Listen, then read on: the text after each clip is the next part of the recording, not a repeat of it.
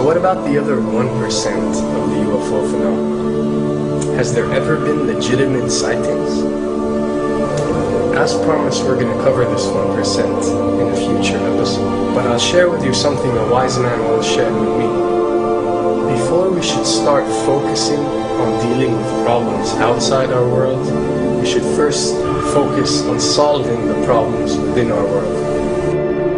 And before you can start solving problems within your world, you first have to solve problems within yourself and within your surrounding environment of family and friends. So basically what I'm trying to say is that we have priorities that we need to focus on first and foremost so we can successfully build our lives and our minds. Now, it's no secret that the difference between what the government knows about UFOs and aliens and what is shared or released to the public is extremely enormous. And unfortunately, governments and several organizations on Earth are taking advantage of the UFO phenomenon to achieve worldly agendas.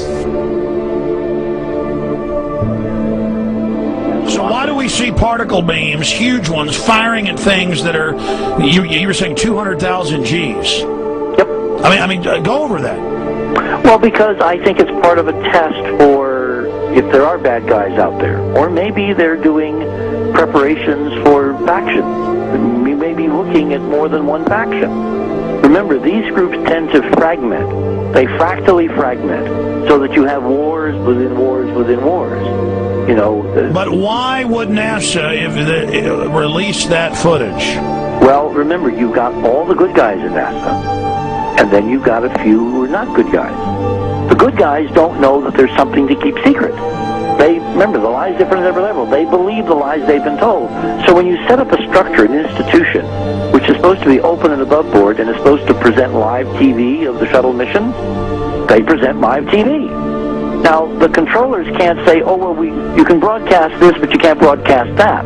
Because the honest guys will then say, sure. Well, why can't we broadcast that? So people always say if this was happening, it would come out, and it is coming out. Well, I mean, I agree with you. When you've got the Catholic Church saying we need to love the aliens, they're our brothers, when you've got every major denomination saying it, when you've got all the movies, and you've got, in the 80s, huge programs at the Olympics with aliens landing, fake aliens, and you've got huge things the size of 3 football fields floating over Dallas, and stuff all over the place.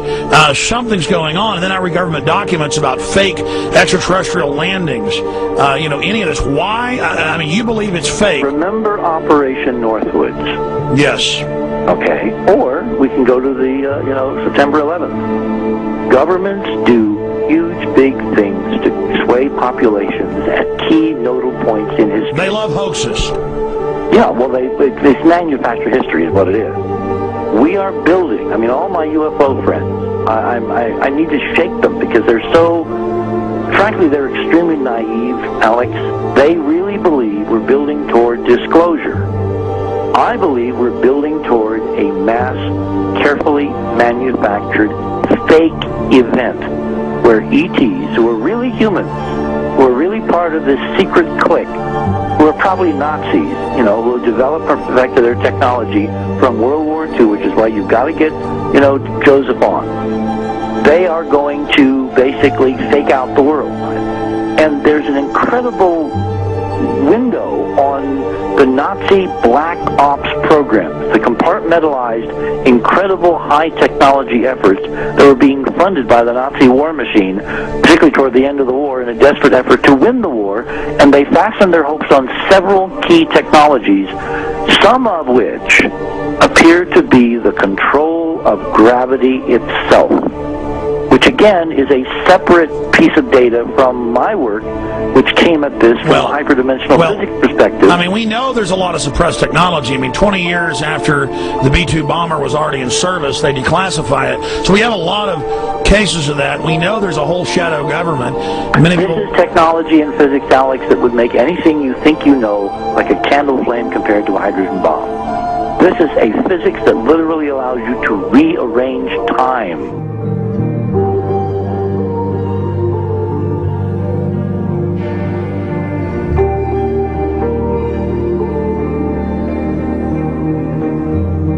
experiment. But I mean, imagine you've got all these compartments in these pyramids within pyramids of compartmentalization. That's why that's the New World Order symbol. And we don't know what they've got because they are so secret. We know they lie so much. We just know it's advanced. Mainline scientists say they're 30 years advanced. So Richard C. Hoagland, what I'm saying to you is, I'm entertaining what you're saying. I respect you. I think you're a great guy.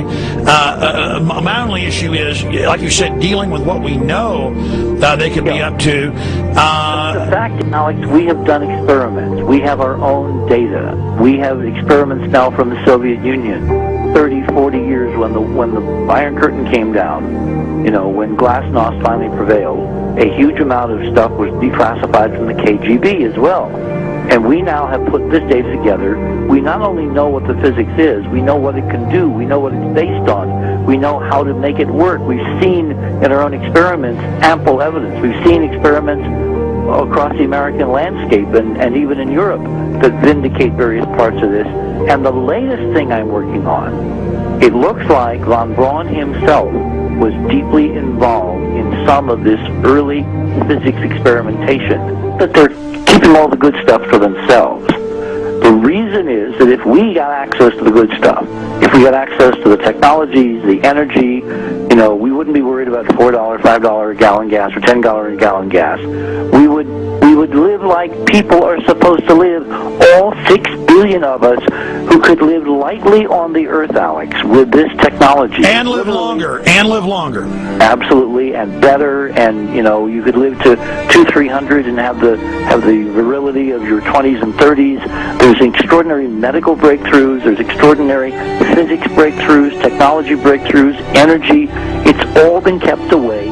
Think about it. We're already on a planet hurtling through space, all these wonders around you, and you've been taught it's bizarre to question, and that's because there's so many kooks in the alternative movement who do talk about ridiculous, Hollywood-style green men, instead of really looking at the shadow government and all these crazy secret societies that are admittedly running NASA and the shadow government. Now, ladies and gentlemen, during this talk that I'm going to give you, I'm going to explain to you the history of this phenomenon, who the secret government really is, and I will name them by name, beginning group, the study group. I will tell you who they are today. I'm going to tell you what this is all about. I'm going to tell you who's selling drugs to your children, and I'm going to tell you why the United States government is afraid for you to find out what the truth is regarding UFOs.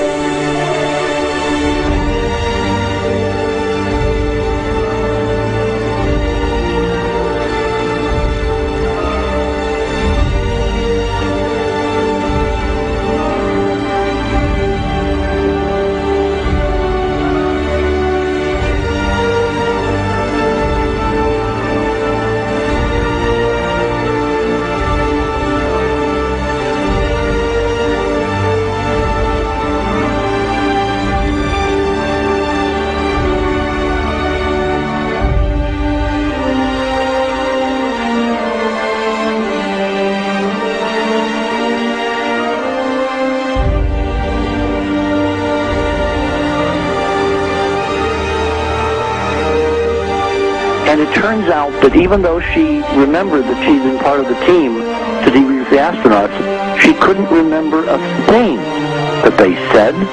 She couldn't remember why she no longer was working with NASA.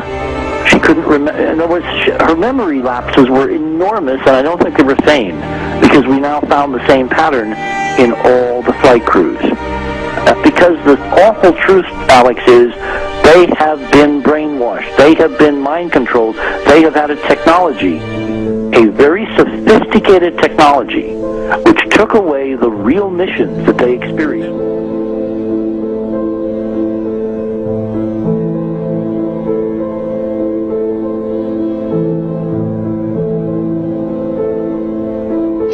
Sorry.